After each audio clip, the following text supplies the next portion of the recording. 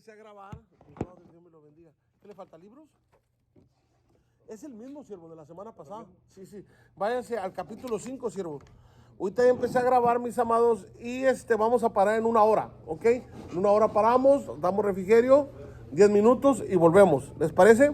Y entramos al Nuevo Testamento. Ahí en la introducción vamos a ver simplemente qué pasa antes del Nuevo Testamento. Hay muchos sucesos que suceden en el Nuevo Testamento. Usted sígame ahí, por favor, ahí en la primera página, ahí sígame un poquito, ahí le vamos a dar. Entonces, en el Nuevo Testamento, primero vemos, antes del Nuevo Testamento tenemos el acontecimiento de Alejandro Magno y el helenismo. Alejandro Magno fue un conquistador en esos tiempos, en el 334 a.C. Por aquellos años, el Alejandro Magno conquistó Siria, conquistó todos los continentes y todos esos países que había alrededor de Asia, Mesopotamia, todas esas partes, y Israel no fue la excepción. A Israel lo conquista en el 334 a.C. y llega ya a Troas y murió en el... en la conquista de Alejandro Magno a partir del 334 a.C., año que desembarcó en Troas hasta su muerte en Babilonia en el 323.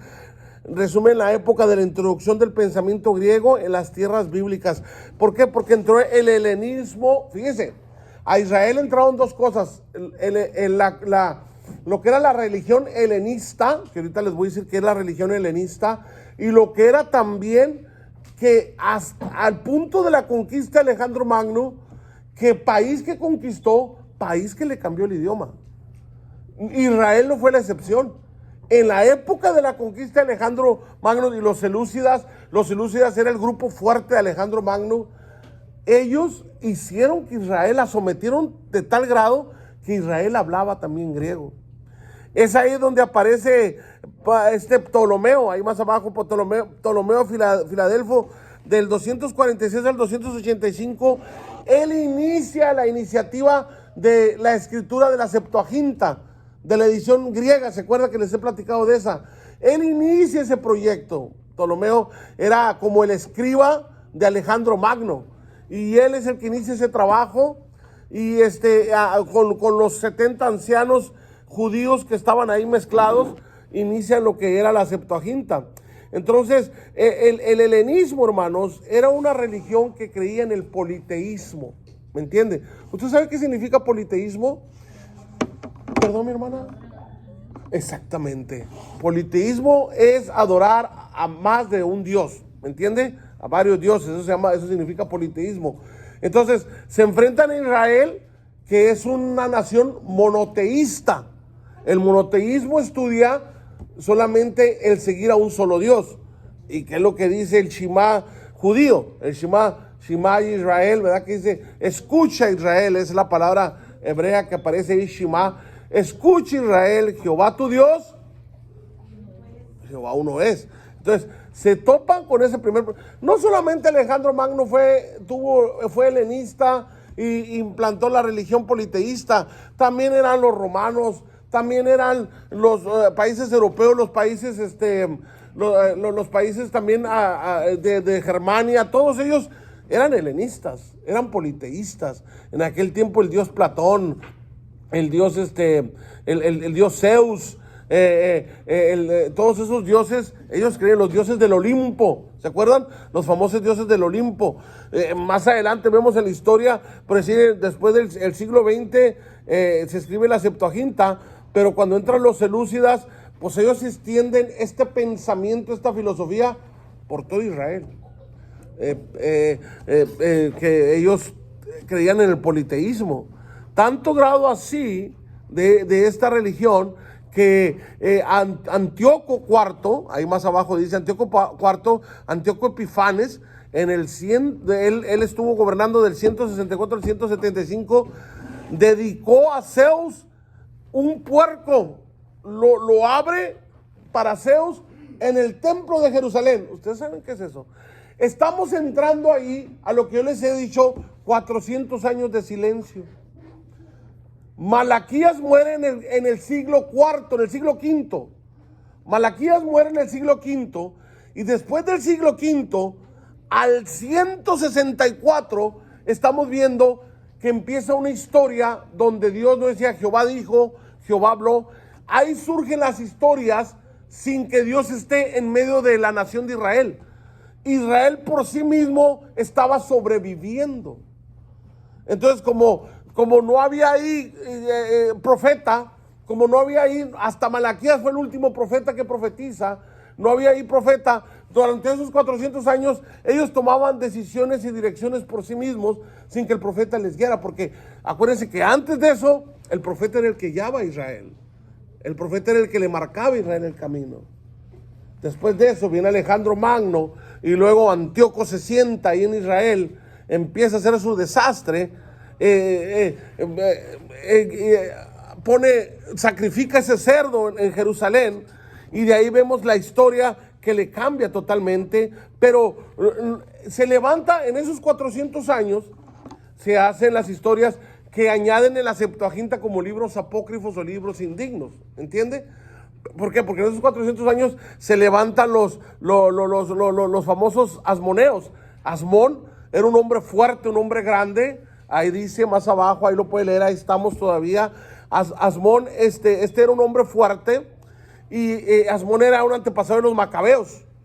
Y se levantan los macabeos y empiezan a luchar contra este hombre, contra Antíoco. Y derrotan y barren con todos ellos de ahí, y sacan del templo a los selúcidas y triunfan.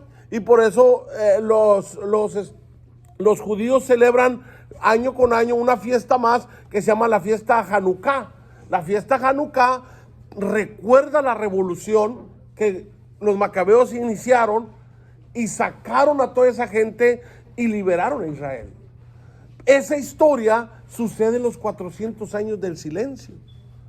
Esa historia, por eso no está integrada en nuestra Biblia. ¿Por qué? Porque Dios no estaba ahí, pero más sin embargo ellos triunfaron y ellos pudieron vencer. Entonces, ahí aparece también en los libros de los macabeos parte de los apócrifos también. Josefo y la arqueología, especialmente nos cuenta también la historia del periodo selúcida. Acuérdense, los selúcidas eran el ejército, la parte del ejército fuerte de Alejandro Magno. Entonces, después de que Alejandro Magno muere, pues los selúcidas empiezan a caer. Pompeyo viene, el gran general romano. Pompeyo viene y empieza a conquista Siria, conquista a los selúcidas, se les acaba Grecia, se les acaba todo el gobierno. Pero vemos que en la historia de los macabeos se empieza a escribir en Alejandría, en Grecia, Alejandría, se empieza a escribir también lo que llamamos la Septuaginta. Antes de la Septuaginta hubo una versión en arameo y hubo otra versión en hebreo, antes de la Septuaginta. Esas todavía existen, fueron encontradas en el Mar Muerto. Fueron otras ediciones anteriores que se hicieron en la Septuaginta, una que se escribió en puro arameo, toda la ley en arameo y lo que había de historia hasta el momento en arameo, y otra edición que se escribió en hebreo. Hay escritos antes de que Jesús viniera, hay escritos, hay historias, hay muchas cosas que no están en la Biblia, pero más sin embargo existen esos escritos, existen esas historias. No están en la Biblia porque no se consideran situaciones de carácter divino, porque Dios no estaba ahí. Entonces ahí vemos más adelante la historia de los asmoneos. ¿Ahí están conmigo los asmoneos? ¿Ahí están? ¿Sí? ¿Quiénes están donde dicen los asmoneos? ¿Ahí están? Los asmoneos siguieron conquistando, que eran los macabeos. En ese tiempo era el sacerdote Alejandro Janeno, y ellos conquistaron cierto tiempo, del 67 hasta el 76 antes de Cristo. Ellos agarraron fuerza, pero luego vemos ahí que entra Salomé, y después debería de todo lo posible por concretar la paz entre los fariseos. Los fariseos se levantan en contra de los amoneos, tenían celos de ellos, los amoneos caen, los fariseos triunfan. Vemos a los fariseos ya en función cuando llega Jesús, ¿verdad que sí? En el tiempo de Jesús estamos viendo a los fariseos, a los escribas y a los saduceos. Esos son los que entran en el nuevo carácter religioso de Israel, junto con el Sanedrín, donde estaba el sumo sacerdote y todos los que componían el sacerdocio de Israel. Pero entonces, ahí vemos que antes de que venga Jesús entra lo que se llama Herodes el Grande. Estas divisiones y problemas produjeron un debilitamiento interno y finalmente la dinastía amonea cayó, tras la cual Herodes el Grande llegó a rey de Palestina en 37 a.C. Roma entonces manipuló con gran empeño las cuestiones judías. Herodes se casó con Mariama, nieta de Hircano, que eran judíos. Sabia maniobra política que lo relacionó con la familia amonea, de los amoneos, de los macabeos. Con el tiempo Herodes abarcó más territorio, de modo que dominó tanto a Judea como regiones no judías. Fue un gran edificador y reconstruyó el templo, pero ni siquiera así logró hacerse querer por los judíos, y su perversa conducta, como el asesinato, él mató a su esposa, solo sirvió para destacar su malvada imagen. Entonces ahí de Herodes en Grande tiene sus hijos, que es Arquelao. Arquelao lo nombra rey. Herodes nombra rey a su hijo Arquelao. A otro hijo también, Herodes Antipas. ¿Se acuerdan de Herodes Antipas? Antes de que Jesús ya está creciendo, Jesús ya nació. Y Herodes el tetrarca también, que gobernaba en Perea. Y a Felipe también lo dejó en tetrarca de Transjordania. Ahí él gobernaba todo Transjordania. Que estos son los 4 hijos de Herodes el Grande que gobernaban sobre todo Palestina. Cuando llega Jesús, están ellos en función. Entonces ya vemos más abajo y nos dice: durante estos tiempos difíciles los judíos anhelaban la consoladora esperanza de los profetas, cuyos escritos habían llegado a leerse junto con la ley o Torá en las sinagogas. La esperanza profética se cumplió en Jesús de Nazaret, figura central del Nuevo Testamento y la historia humana. Ahí es cuando llega Jesús. Y llegamos al Nuevo Testamento libro por libro. ¿Está ahí conmigo? Entonces, antes de Jesús, Israel fue conquistada, Israel habló griego, Israel vivió bajo la religión helenista, politeísta. Israel estaba sumergida por los selúcidas. Pasan los 400 años del silencio. Está Judith, están los macabeos, están los 3 jóvenes que escribieron el libro del canto de los 3 jóvenes.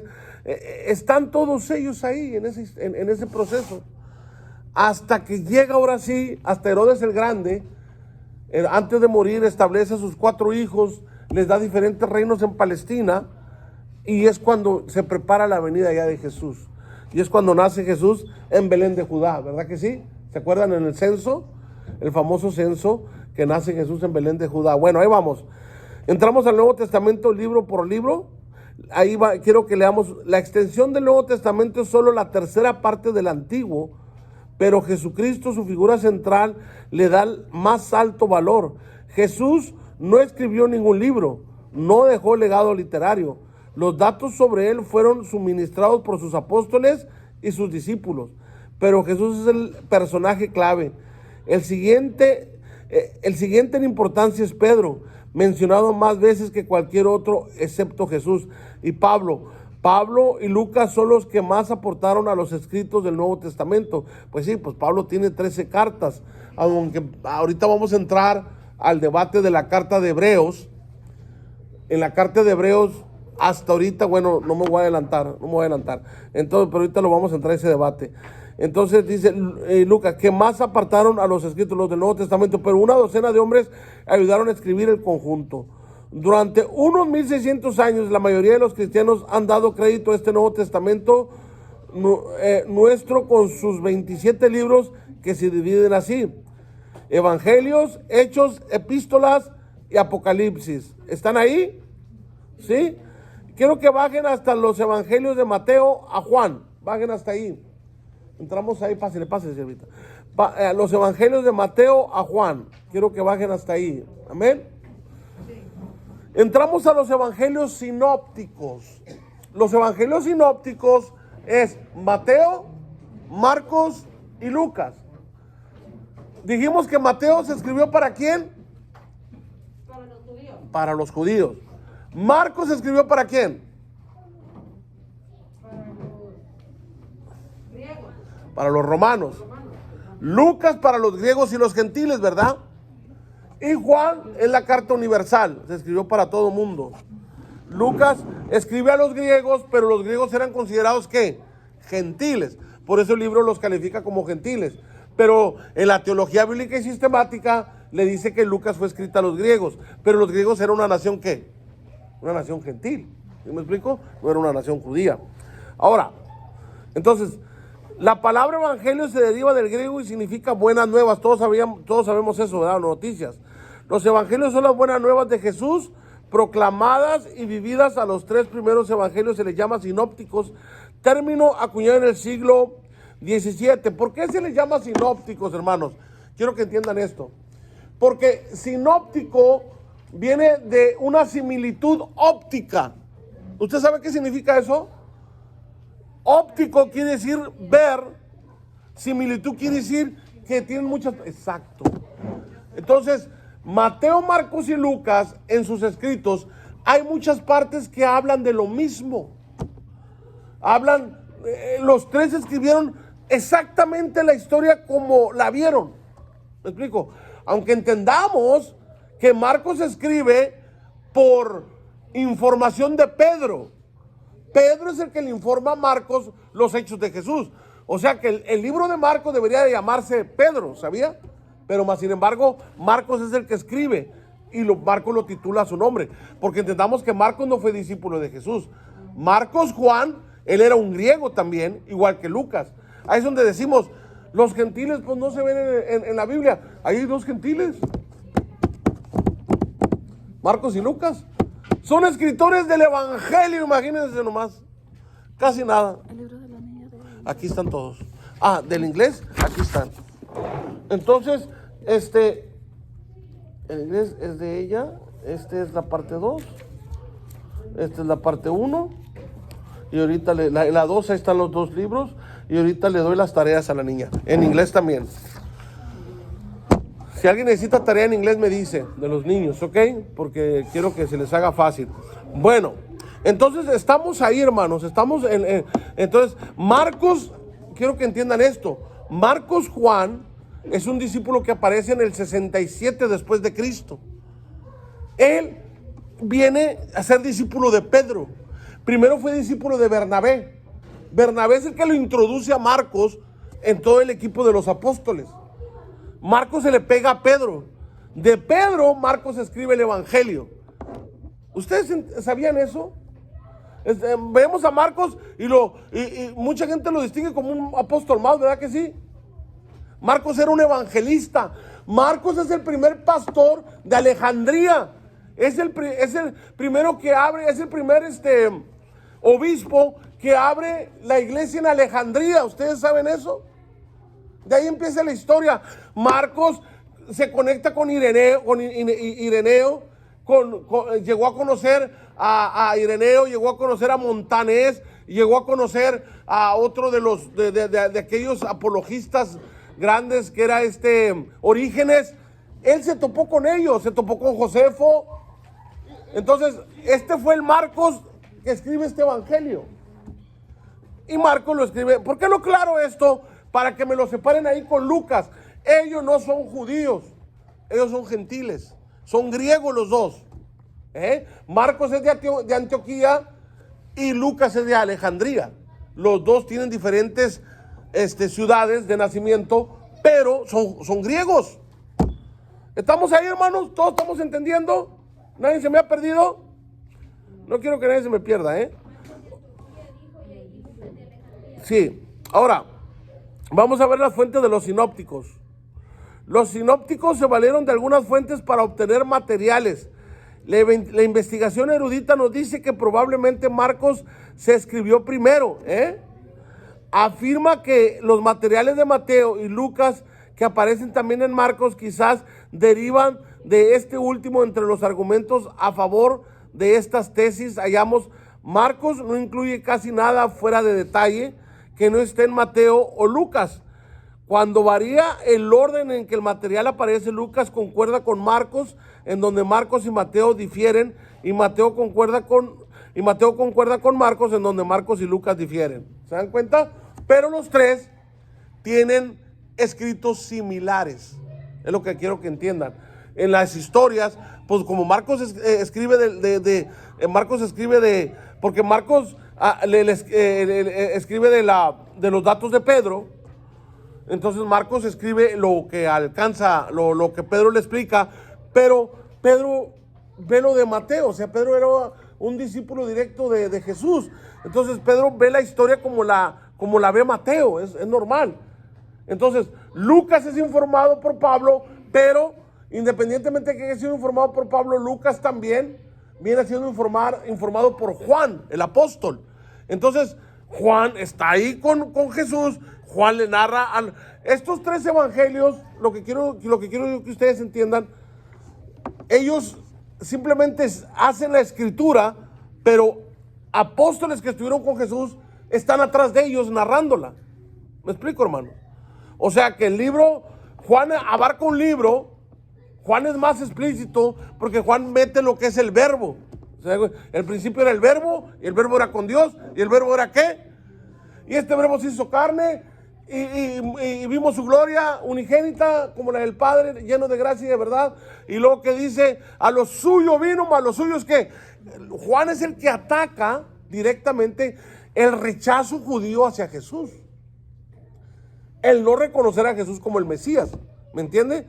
Pero Juan da a conocer esta historia directamente para el mundo, para que el mundo supiera cómo es de que Jesús es rechazado como Mesías. Entonces quiero que vayamos más abajo, eso lo van a leer ustedes en su casa, no me puedo entretener, y entramos ahí al propósito de los evangelios, hermanos. El verdadero propósito de los evangelios era presentar a Jesús y el plan de salvación. Ese era el verdadero propósito. Es el verdadero propósito, por eso se llama evangelio. ¿Qué significa? Buenas nuevas de salvación. El único propósito que tienen los evangelios es traer las buenas nuevas de salvación hacia los perdidos. Llegamos al primer evangelio, que es el evangelio de Mateo. ¿Están ahí? ¿Llegaron ahí con Mateo? ¿Sí? Y en Mateo vemos que pues Mateo significa don de Dios, y más abajo vemos que quiero que leamos donde están los destinatarios. Mateo era el evangelio más comúnmente usado en la iglesia primitiva, que incluía muchos judíos cristianos. Salta a la vista que Mateo, que era judío, escribió para sus compatriotas los siguientes hechos acerca del libro de Jesús. Bueno, hay que entender que en Mateo está ¿qué? Cuando empieza Mateo, ¿qué es lo que vemos en Mateo? ¿Qué es lo que primero que aparece en el libro de Mateo? La genealogía. Por eso, ¿qué es lo que quiso hacer Mateo? Mateo le quiso hacer ver al pueblo judío que Jesús es el Mesías. Así como las genealogías que encontramos en el libro de Números, en los censos, ¿se acuerdan? El judío respeta mucho eso. Entre ellos no se puede negar esas genealogías, porque cuando es un judío, el judío no es judío porque nazca en su país. El judío es un judío porque sus antecedentes, sus antepasados le dan ese sello, le dan esa marca. Entonces, por eso yo tengo amigos judíos, uno que se llama Carlos Kessler. Carlos Kessler nació en Alemania y se crió en el Distrito Federal. Un hombre millonario era Carlos Kessler. El día que se enamora de una cristiana, Carlos Kessler, sin que sus papás se dieran cuenta, se mete a un instituto bíblico cristiano, porque esta muchacha se conocen en un supermercado. Le gustó mucho la muchacha mexicana, entonces se lo empieza a llevar a Carlos a un restaurante, y Carlos Kessler empiezan a convivir, lo invita a su iglesia. Ella estudiaba en un instituto bíblico, se mete al instituto bíblico, se enamoran, termina el instituto bíblico, se casan a escondidas de su familia. Y cuando se casan, su familia, porque los judíos de alguna manera u otra se enteran, y ellos ya se la solían que Carlos Kessler andaba, está prohibido que se casen con una persona que no sea judía, porque los ortodoxos siguen pensando que el Mesías no ha venido. No creen en Jesús el Mesías, están esperando un Mesías. Acuérdense de la batalla de Armagedón, es donde lo van a reconocer. Amén. Entonces, Carlos Kessler me platicaba a mí personalmente que cuando llegó a su casa, estaba su papá, sus hermanos, sus hermanas y su mamá con las veladoras, con las cosas que se usan para cuando muere un familiar. Y estaba la foto de Carlos Kessler como si estuviera muerto en la mesa, como tenía que estar, llorando. Y los papás llorando. Y llegué y mis papás estaban llorando. Y mis hermanos estaban bien tristes porque decían que ya había muerto su hijo, que ya su hijo ya no vivía. Para los judíos, esa acción es desprenderse totalmente, como quien dice, tú no sabes si por tu genealogía, tu generación iba a venir el Mesías, es lo que ellos dicen. Y el Mesías ya está reinando en el cielo. Entonces, esto es real, hermanos, por lo que yo les estoy diciendo por Mateo. Carlos Kessler se convierte a Jesús y él sí cree ya en el Mesías, es un judío mesiánico que lo tuve viviendo en mi casa. Yo lo tuve ahí viviendo, yo lo ayudé por un año, se levantó y ahorita es un hombre súper próspero, es un hombre millonario, dueño de una franquicia de esas Peter Piper Pizzas que están aquí. Allá él tiene una franquicia de 20 restaurantes, imagínense, en todo México. Le costó volverse a levantar porque nunca lo ayudaron ya, lo abandonaron, pero él no abandonó a su familia, él luchó y ahorita se volvió a ser millonario él. ¿Por qué? Porque la promesa para los judíos es esa, que van a ser bendecidos, y el hombre está millonario. Bueno, entonces, ¿qué hace Mateo? Mateo lo que hace es asegurarle a los judíos, decirles, Jesús es el Mesías a través de la genealogía. Ellos respetan mucho eso. Ellos respetan mucho la simiente, la semilla. Por eso es de que los ortodoxos están obligados a casarse con mujeres judías y las mujeres judías con hombres judíos, porque ellos respetan mucho lo que es genealogía. Entonces para ellos se les dice que no se podían contaminar con los gentiles, no creen en el cristianismo, no creen en otras religiones, creen que todos somos politeístas, creen que solo ellos tienen la verdad. Pues ellos son el pueblo escogido. Y nosotros sí yo amo a los judíos, yo amo la nación de Israel, yo la bendigo en el nombre de Jesús, aunque me rechacen, yo los amo, ¿entiende? Porque la Biblia lo dice, bendice Israel para que seas bendito y seas bendecido. Entonces yo prefiero amar, porque son los hijos primeros del jefe, así que cuadrémonos ahí, amén. Porque muchas personas han querido escribir en contra del pueblo judío, cuidado, Dios no, dice el Señor, yo soy el que los castigo. Nadie se levantó en contra de Saúl, ¿verdad? Ni siquiera David, cuando lo tuvo para matarlo. Libre Dios tocar al ungido. Israel es el ungido. Israel es el escogido. ¿Me estoy explicando, hermano? Nosotros estamos injertados a ellos. Nosotros venimos por gracia mediante Jesús en la salvación. Los judíos ya fueron escogidos, ellos se van al cielo. Ellos no están condenados, ellos tienen una oportunidad más. Se levantarán de las tumbas y reconocerán al Mesías. Así lo dice el Apocalipsis. ¿Entienden ustedes eso? Dios les dio la promesa de nunca dejarlos y Dios les va a cumplir esa palabra. ¿Me explico, hermanos? ¿Se dan cuenta la nación de Israel, lo especial que es? Ellos no pasan como por lo que nosotros si nos abandonamos del evangelio, si abandonamos a Jesús, nos perdemos, nos vamos al infierno cuando nos moramos. Ellos no. Ellos van a reconocer al Mesías para irse al cielo. Qué grueso, ¿verdad que sí? Bueno, sigamos. Entonces el evangelio de Mateo se divide en tres partes. Las numerosas referencias del Antiguo Testamento que incluyen profecías, todas las profecías. Muchas cosas del Antiguo Testamento están en Mateo. El énfasis en Jesús como rey. ¿Por qué?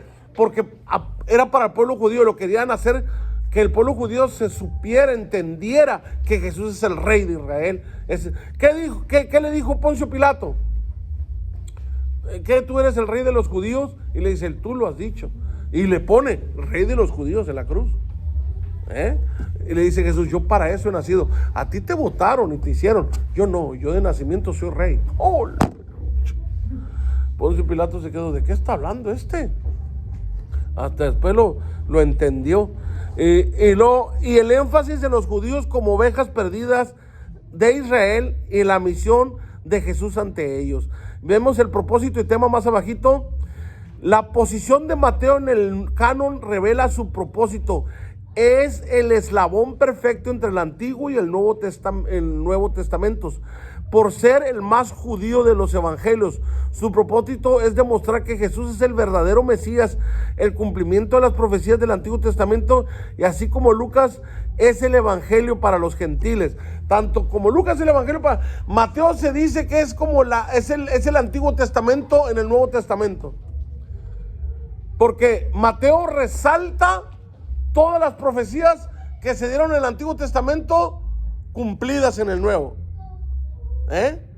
Porque un hijo nos es nacido, lo dice Mateo, lo que dijo Isaías, ¿verdad que sí? Y llamará su nombre admirable, consejero, Dios fuerte, Padre eterno, y llamará su nombre Emmanuel, lo dice Isaías, ¿verdad que sí?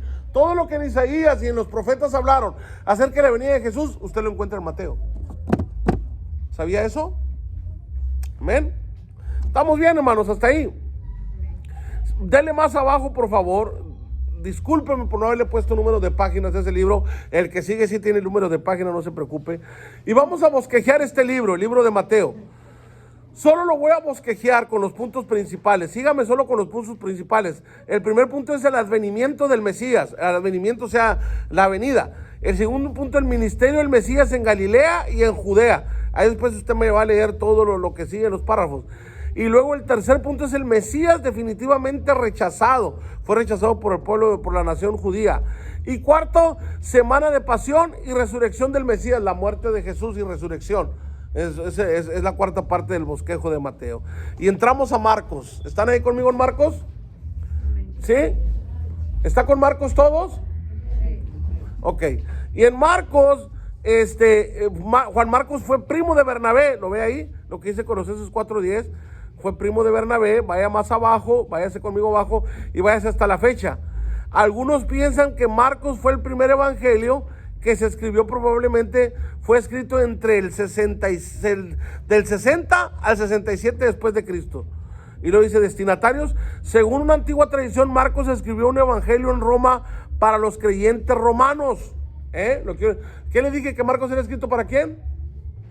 Para los romanos. Ahora, váyase más abajo ahí y va a ver el versículo clave. Mire lo que dice el versículo clave de Marcos. Porque el Hijo del Hombre no vino para ser servido, sino para servir y para dar su vida en rescate por muchos. ¿Y por qué? Porque Marcos habla del servicio de Jesús. Marcos habla de la disposición. Marcos resalta cuando se lavaron los pies. Marcos resalta mucho lo de la cena del Señor. En Marcos vemos el nuevo pacto. ¿Sí me entiende? Son cosas que no se ven en otro evangelio más que en Marcos. Porque Marcos resalta el servicio de Jesús. Ahora, el estilo de Marcos, ahí dice propósito y tema. El estilo de Marcos no es pulido, pero como bien, o sea, ¿cómo que no es pulido? O sea, no es Marcos es como rudo para hablar. Marcos es muy directo para hablar. Marcos habla así a lo que debe de ser, como dice, mira, te voy a hablar clarito, así, y se queda uno, ok, ¿verdad? Ese era el estilo de Marcos, muy claro, muy, como tengo una hermanita por ahí que dice, yo mejor no me dejo las cosas, mejor las suelto. Le digo, a veces no suelta, las mejor óralas, porque las sueltas y dices a perder todo. Entonces, no todo se suelta, hermanos. Acuérdense de este principio, no todo se suelta. Olvídese el apellido, es que yo soy Ramírez, y los Ramírez lo que decimos es que yo soy González, y los González no nos callamos la boca, no hablamos lo que tenemos. No es cierto, hermanos. ¿Verdad que la Biblia nos prohíbe que hablemos y dañemos y lastimemos? ¿Verdad que sí? Esto lo hago, o sea, no, el estilo de Marcos era así. Entonces, ese estilo no debe ser en los cristianos. Hay cosas que sí debemos llevarlas a la oración y decirle, Señor, lo digo porque yo no quiero dañar, yo no quiero hacer algo que no está bien, así que mejor cállame la boquita. ¿Sí? Dicho sea de paso. Entonces, el estilo de Marcos no es pulido, pero como bien dice J.B. Phillips, está lleno de vividos detalles de realismo. Marcos retrata a Jesús como un hombre fuerte y muy humano, pero no omite el hecho histórico de la encarnación, o sea, del proceso virginal. ¿Sí me explico? De Jesús, cómo Jesús viene a la tierra. Vaya más abajo, el bosquejo, vamos a bosquejar a Marcos. El primer punto es introducción y preparación. El segundo punto es ministerio de Jesús en Galilea. El tercer punto es preparación para la pasión, o sea, cuando va a morir Jesús. Y el cuarto punto, semana de la pasión y resurrección. Marcos, la historia de la muerte de Jesús la pone de una manera tan apasionada, tan fuerte, hermanos. Cuando usted lee la historia de Jesús con Marcos, si usted no llora, ya nada lo hace llorar. Se lo digo en serio. Me da tristeza que un amigo que decía que era muy cristiano, estábamos viendo el Titanic juntos y no dejaba de llorar. Pero cuando leyó el libro de Marcos, ni una lágrima le sacó. Le dije, oye, qué bárbaro. Le dije, no entiendes. ¿Por qué? Porque muchas personas leen la Biblia como un periódico. No, eso pasó real. Los detalles, cuando nosotros vemos cristología, o cuando nosotros vemos esos temas en la universidad, como cristología, como neumatología, como ese tipo de temas, hermanos, ahí describen paso a paso en detalle por lo que pasó Jesús cuando muere en la cruz. Describen el tipo de espina que le clavaron, describen el tipo de látigos que se usaron, describen todo fue inhumano lo que le hicieron a Jesús. Fue inhumano, créamelo. Y Jesús aguantó. Entonces, si Marcos no lo hace llorar, no lo hace llorar nada. Se lo digo en serio. ¿Estamos bien? Bueno, pues entramos a Lucas. Lucas es el famoso médico de profesión médica clínica. ¿Me entiende? Era Lucas, el doctor Lucas no era doctor en teología, era médico, era doctor clínico médico. Y ahí en Lucas vemos que quiero que lea ahí desde más abajo, quiero que lea. Este evangelio fue el primero de una obra en 2 volúmenes, el segundo de los cuales es Hechos. O sea, Lucas y Hechos son los 2 libros más extensos del Nuevo Testamento. Los escribió a la misma vez. Se los escribe al mismo personaje. Se los escribe a un general del ejército de Roma, a un grande del ejército de Roma. ¿El amado qué? El amado Teófilo. El famoso amado Teófilo se convierte al evangelio y los judíos no lo querían aceptar. Pero ¿qué le pasa a Pedro? Por aquellos que dicen que Pedro es el primer papa en la Biblia, la doctrina que dice que Pedro es el primer papa en la Biblia, y se agarran lo que dice el capítulo 24 de Mateo, creo que es, que dice, yo te digo que tú eres Pedro y sobre esta roca edificaré mi iglesia, ¿verdad? No voy a entrar en detalles de eso, está muy claro eso, en doctrina lo van a ver. Bueno, porque van a ver doctrina católica, la van a ver doctrina católica. Bueno, en el asunto de Pedro, en esa acción, volviendo al tema, Pedro, acuérdense que va con Simón el Curtidor en Hechos, ¿se acuerdan de la historia? Que llega a la casa de Simón el Curtidor y se sube a la azotea y anda en ayuno. Y luego empieza a ver víboras, iguanas, lagartijos, cocodrilos, animales puercos, animales rechazados por la misma ley, por la misma Torá, animales que no podían incluir en su dieta. Entonces, no vio vacas, no vio codornices, no vio patos, no vio pavos, no vio animales, no vio borregos, no vio cabritos, animales que para ellos eran legalmente comestibles. Vio animales que la misma ley les prohíbe consumir. ¿Usted está entendiendo eso? Sí está yendo a la foto de la historia. Y Pedro ve todo esto en visión y le dice al Señor, Pedro, mata y come. ¿Verdad que le dice? No, Señor, porque ninguna cosa inmunda. ¿Por qué? Porque él era un judío que obedecía a la Torá. Y eso era algo declarado por la Torá, no por Pedro, declarado por la Torá inmundo. El Señor, de la misma Torá, de lo que Él les dijo que no consumieran, ahora le está mostrando a Pedro y le está diciendo que lo coma. Qué enseñanza tan fuerte, ¿verdad? Entonces dice, no, Señor, porque ninguna cosa inmunda ha entrado en mi boca. Entonces le dice 3 veces, Pedro, mata y come, hasta el último que sube todo y le dice, Pedro, lo que yo he creado, no lo llames tú inmundo. ¿Por qué? porque los judíos así le llamaban al pueblo gentil. Le llamaban inmundo. ¿Sabe cómo le llamaban los judíos hasta la fecha los ortodoxos? ¿Por qué cree que nos rechazan? ¿Sabe cómo nos llaman? Perros. Perros, así nos llaman. Jesucristo así le dijo a la mujer con flujo de sangre, ¿sabía? ¿Sabe que así le dijo Jesús? ¿Tú eres una perra? Así le dijo. Porque le dijo, no es de acuerdo el pan dárselo el pan de los hijos, darlo a los perrillos. Le estaba diciendo que ella es un perrillo. Sí, Señor, pero la mujer le dice con aquella fe, esa mujer gentil, pero unos perrillos comen de la mesa de tus amos. Mujer, grande es tu fe. Desde ahí sanó. Se hágase contigo como tú has pedido. Pero Jesús la rechazó también como gentil, ¿saben? Jesús ahí se portó como un judío. Qué grueso, ¿no? A ver, aclárenme. ¿Cuál fue, mijo? Isaí. ¿Cuál fue?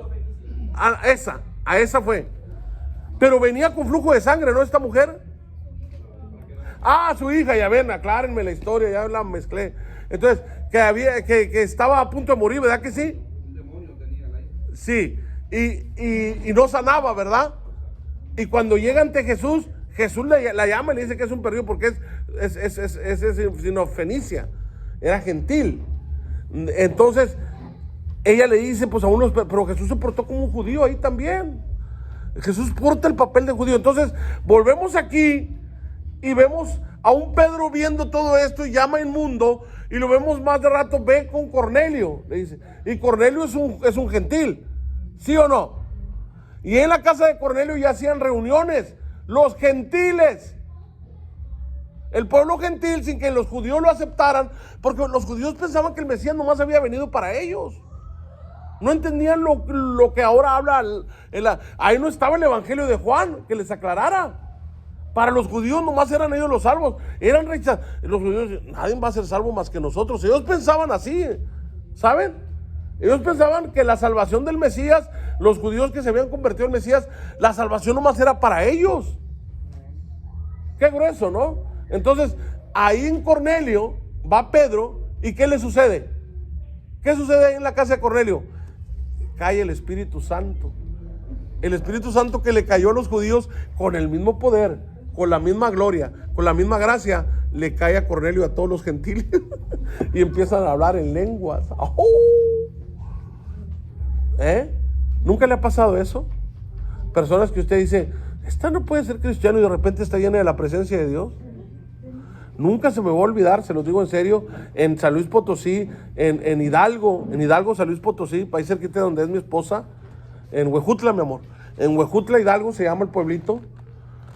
Yo era líder de jóvenes a nivel nacional. Ahí es donde mi esposa me empezó a mirar mucho y me andaba persiguiendo nomás. Bueno, yo fui líder de jóvenes a nivel nacional y llegué a la iglesia que me tocaba llegar ahí.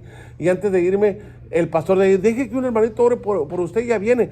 Cuando llega el hermano, veo un hermano con una camisa muy viejita por fuera, con los pantalones de abajo rotos, con chanclas y con un olor no agradable. Sobre todo su olor vocal tampoco agradable. Y yo dije, ¿qué? Pues, ¿quién es él? ¿Quién es? Le dice, hermano Juanito, ore por el hermano Carlos, que ya se va a la iglesia del Guayal, de donde es mi esposa. Entonces dice, sí, vamos a orar. Se quita la gorra el hermano y donde dice, Padre Santo, cuando dice Padre Santo, ¡pum! Una gloria de Dios llenó ahí ese lugar. No sentí la presencia de Dios que me hinqué, fuertísimo. Entonces, no es en apariencias, no es el que quiere ni el que corre, sino quien Dios escoge, ¿verdad que sí? Me dio Dios una lección, pues esa lección se la dieron a Pedrito. Esa misma lección le dan a Pedrito, para que Pedrito se diera cuenta que el pueblo gentil era un pueblo también escogido por Dios. De una distinta forma, porque el judío tiene una manera única, nadie se la va a quitar y a nadie se la van a dar, más que el pueblo judío. Igual al pueblo cristiano tiene una forma única y a nadie se la van a dar y a nadie se la van a poner. Amén.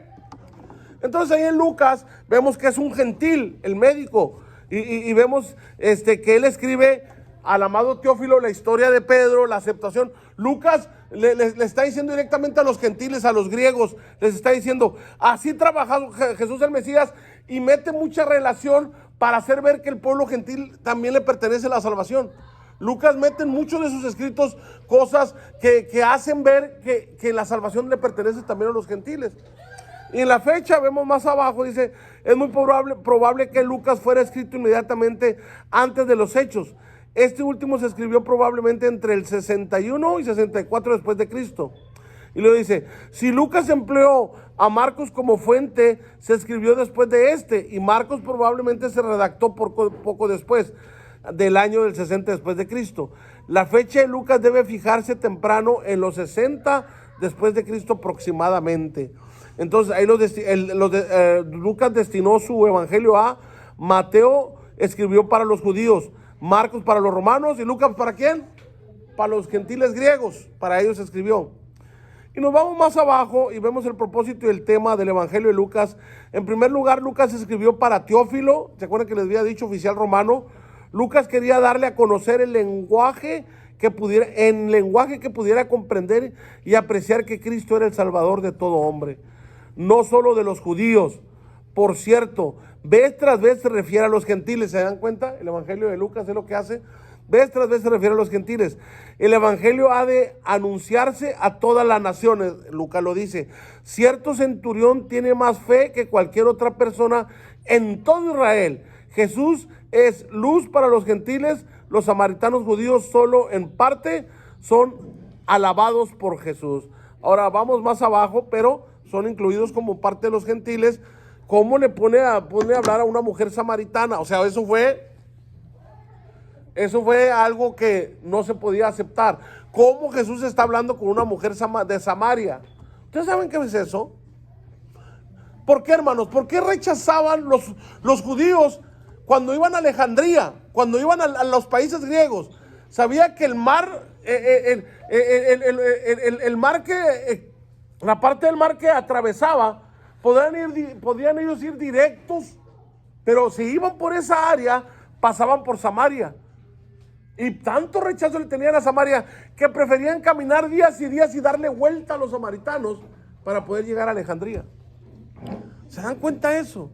Ahora, quiero que entiendan esto. ¿Por qué son rechazados los samaritanos por los judíos? ¿Alguien sabe por qué? Para eso es la historia del Nuevo Testamento. Los samaritanos, acuérdense que Israel se divide en 10 tribus y en 2 tribus, ¿se acuerdan? Desde Roboam y Jeroboam. Cuando Jeroboam le viene a Roboam, ¿quién fue Roboam? Hijo de Salomón. Roboam agarra el trono y Jeroboam le dice, mira, hemos acordado, estaban trabajando para la construcción del templo y bajaban la montaña, la bajaban y la bajaban con todos aquellos materiales con los que estaban, y con el cedro, con la piedra, con todo lo que estaban haciendo el templo. Entonces el trabajo era bien fuerte.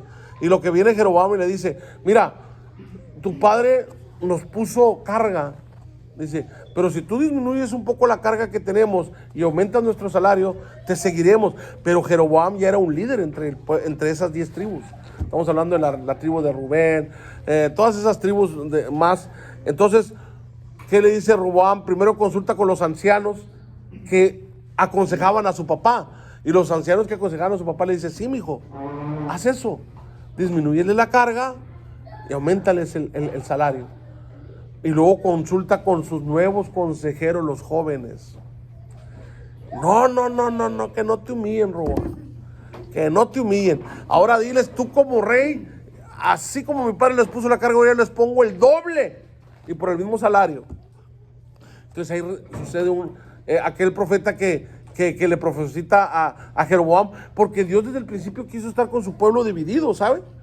Con Samaria, quiso estar ahí, pero ellos lo rechazan porque su manera de llegar a Dios era el templo de Jerusalén. ¿Qué hace Jeroboam? Pues no levanta un toro. ¿Qué levantó, pastor? 3 toros o una idolatría levanta ahí. Aquí van a servir a Dios, aquí está Dios. Y rompe. Por eso es que todos los judíos que vivieron en Samaria, que se dividieron, solamente se quedó Judá y Benjamín. El resto que se va para allá, ellos empezaron a alabar a otros dioses. Por eso es que entró ahí Jezabel, por eso es que ahí se ve todas esas historias tristes. Ahora, ¿qué sucede en este proceso, en esta etapa de la historia? ¿A qué voy yo? Que en este asunto, donde estamos nosotros viendo aquí, a lo que yo iba de esta historia, es que Jesús, cuando llega, Jesús predica en Samaria, Jesús predica en todas esas partes, pero yo quería ver un punto exacto, no me quiero perder, hermanos, en la historia, porque son rechazados, porque Asiria conquista Samaria, a todas esas tribus, los asirios, mientras que Babilonia conquistó, en la deportación a Babilonia, conquista a Judá y a Benjamín, Asiria conquista al resto de las 10 tribus, y los asirios le meten sus dioses a los judíos, los hicieron que se mezclaran con las asirias y las judías con los asirios, y de hecho hasta mujeres judías los asirios llegaron a abrirlas porque eran rechazados. Las mujeres los rechazaban, les abrían sus vientres y les metían cerdos y los volvían a cocer. Por eso es que Jonás no quería ir a Asiria, por eso es que Jonás rechazaba ir a predicarles, porque odiaba a los asirios. El judío odiaba al asirio por cómo el asirio lo trató en la conquista. Entonces los samaritanos se habían mezclado tanto con los asirios que perdieron la genealogía. Por eso es que Jesús viene por la genealogía ¿de quién? De Judá. ¿Me entienden? Porque se perdió con esas 10 tribus. Por eso que estoy diciéndoles que porque eran odiados. Jesús está hablando con una mujer samaritana que no, eso no era posible para los. Por eso dicen, ¿con quién está hablando? Con una samaritana. Ellos se mezclaron con los asirios, ellos ya perdieron la genealogía, ellos ya no se puede hacer eso. Por eso dice que judíos, le dice a la mujer que le dice, judíos y samaritanos, ¿qué? No se tratan entre sí. ¿En dónde se debe adorar? Aquí este padre nos lo heredó nuestro padre Jacob. Aquí es donde se adora. Y dice, mujer, la hora y vendrá que ni en Jerusalén. ¿Por qué? Para el pueblo judío, sí, pastor. Esa era una táctica del rey de Asiria, que cuando conquistaba las naciones, mezclaba los Sí, pueblos, sí. Era el mismo helenismo de Alejandro Magno. Alejandro Magno heredó esa religión al pueblo asirio, al pueblo babilónico. El helenismo ya estaba en todas las naciones. Israel era el único que alababa a un solo Dios. Por eso es que Dios era tan celoso que cuando Israel empezaba a buscar otros dioses, pues Dios se enojaba y los castigaba. Porque dice, oye, a ti te he escogido para que tú me camines a mí y me metes a otros como los demás, pues eres una prostituta como los demás, vámonos. ¿Sí? No me quiero salir del tema, hermano. Entonces, es que es muy bonita la historia, ¿me entiendes? Y todo tiene que ver con el proceso de la Biblia. ¿Sí, pastor? Y estos samaritanos adoraban un puño de Dios. Claro. Eran helenistas, pastor. Eran seguidores de Helenio. O sea, ellos eran politeístas. Entonces Jesús le predica a la mujer samaritana y se gana todo un pueblo gentil. Samaria. ¿Quién dice que Jesús no vino a los gentiles? Y es lo que hace Lucas. Lucas resalta historias así que tiene que ver con los gentiles, ¿sí me entiende? Con el pueblo gentil. Lucas quiere hacer ver que el pueblo gentil es escogido. Vamos a bosquejar Lucas. Habla primero de la salutación, luego el nacimiento y preparación de Jesús, el ministerio de Jesús en Galilea, sufrimientos y muertes de Jesús, y la entrada triunfal y la ascensión de Jesús la habla el Evangelio de Lucas. Y llegamos hasta Juan, hermanos. En Juan ahí, por favor, ahí están todos en Juan. Amor, ¿me das una agüita, porfa? Y nos vamos a un receso. Tienen 10 minutos. Son las 8:03.